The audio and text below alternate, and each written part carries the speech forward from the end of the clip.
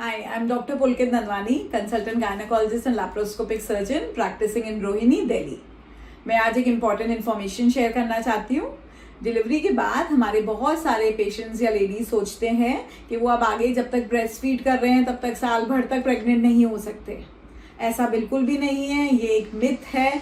अगर आप properly breast feed कर रहे हैं तो 2.5 to 3 months का जब तक बेबी की एज होती है तब तक आप सेफ हैं। वो भी तब जब आप ऊपर का फीड नहीं यूज कर रहे हैं और टोटली ब्रेस्ट फीड पे हैं। तो आप 2.5 to 3 months ऑफ एज जब तक बेबी की होती है तब तक आप सेफ हैं।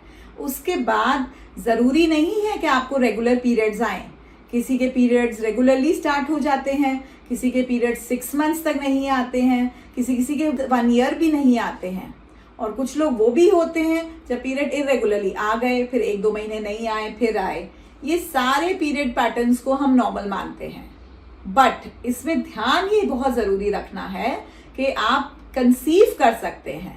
बहुत लेडीज होती हैं जो सोचती हैं कि वो ब्रेस्ट फीड कर रही हैं, इसकी वजह से पीरियड नहीं आ रहे और इसकी वजह से कंसीव नहीं हो सकता, और उल्टा भी हो जाता है।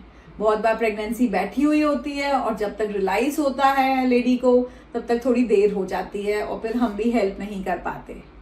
तो अगर आपको चाहे पीरियड आ रहे हो चाहे नहीं आ रहे हो, आपने प्रिकॉशन इस्तेमाल करना बहुत ज़्यादा ज़रूरी है जब भी आप अपने पार्टनर से मिलते हैं, ताकि प्रेगनेंसी का रिस्क ही नहीं रहे।